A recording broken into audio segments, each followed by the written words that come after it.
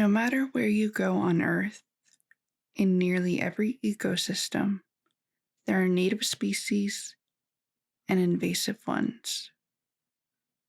From Chinese wisteria to water hyacinth, nutria, and lionfish, invasive species encroach on native habitats.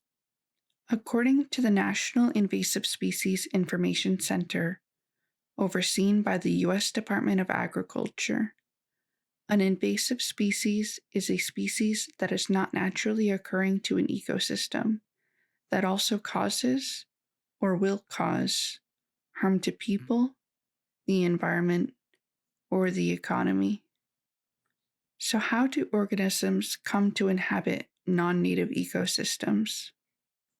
In most cases, organisms are intentionally or accidentally transported by humans. This can be through different modes of transportation, such as walking through the woods, a stowaway on a ship, or even through the mail. In some instances, the organism is collected as an exotic pet that either escapes its enclosure or is released into the local wilderness. Such was the case for lionfish.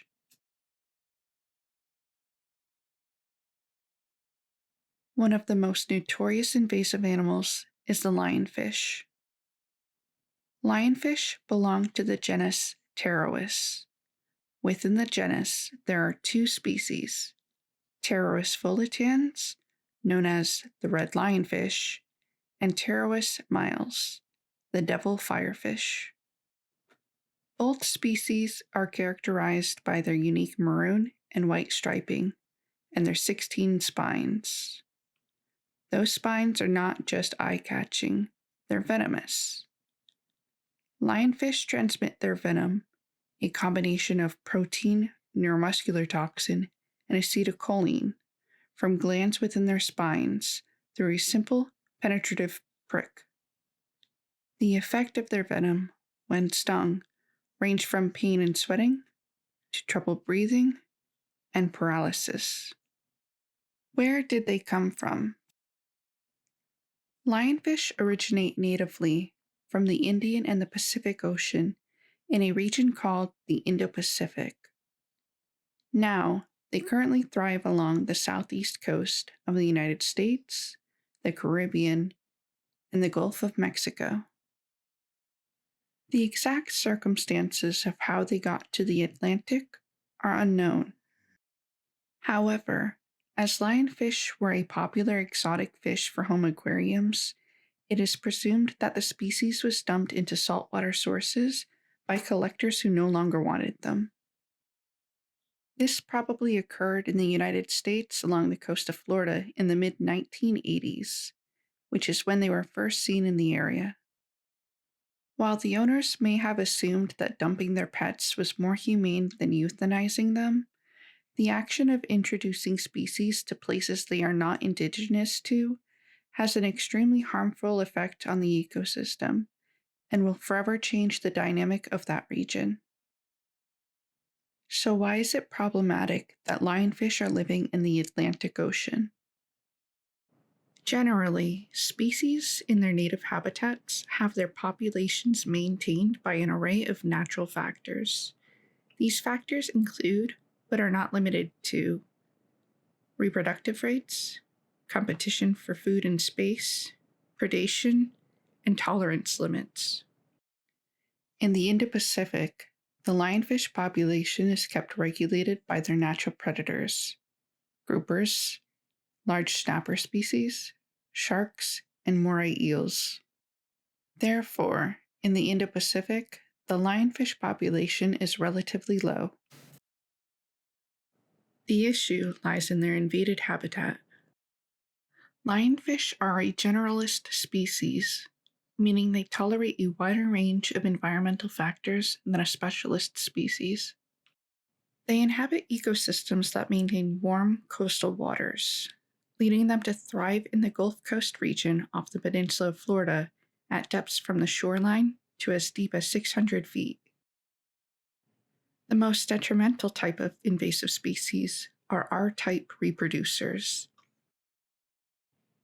They have high reproductive rates, high birth rates, low gestational periods, fast growth rates, and a lack of need for care after birth.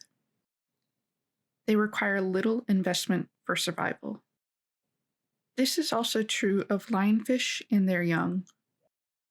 Lionfish reproduce as quickly as every 4 days and consistently lay eggs throughout the year. They produce as many as 2 million eggs a year, or 25,000 an egg clutch. These egg masses are bound together and travel throughout the ocean on surface currents. It is through these currents, specifically the Gulf Stream, that lionfish have spread from Florida up through the East Coast. These seemingly mundane factors have an immense impact. With fast and frequent reproduction, lionfish can establish large populations in a short amount of time. What happens to native habitats once invaded by non-indigenous organisms? Second only to habitat loss, the most threatening factor to biodiversity is the impact of invasive species. With no predators, invasive species dominate territories they are introduced to. Additionally, they can spread diseases that are not present to the local area to which the native species have no resilience to. All of these conditions lead the invasive species to become overpopulated and the native species population to decline. If the native species are K-type reproducers, slow and infrequent, it can put them at risk of being threatened, endangered, or extinct. This produces a ripple effect that can even impact fisheries and tourism, as many coastal economies rely on the consistent presence of native species for food, commerce, and ecological balance. So what can be done to stop the harmful impacts of the growing lionfish population in the Atlantic? While lionfish may not have natural marine predators to take care of their overpopulation, humans can act as predators and make a positive impact by taking the initiative to remove them from the invaded regions of the ocean. This is typically an effort made by both divers and non-divers who consistently capture or kill lionfish in the Atlantic. Once removed, lionfish are either fed to other marine organisms or prepared as a delicacy in some restaurants. This, unfortunately, is one of the only ecologically safe and sustainable ways to maintain their population. Another method that was attempted was through the use of nets to capture them, but netting is indiscriminate and leads to more bycatch than the capture of the intended organism. Lionfish are not the only invasive species that need our attention. The spread of invasive species is often easily preventable. Therefore, it is imperative to stay up to date on local environmental concerns. To help reduce the spread of invasive species in your local area, stay up to date on your local area's invasive species list. Only plant native species, and be proactive in removing invasive species from their non-native habitats. And never release pets or plants into the environment. Additionally, when traveling, make sure to adhere to the following. Clean all surfaces that were in contact with the wilderness. Only burn firewood where it was obtained. If you go fishing, dispose of all leftover bait in proper trash receptacles.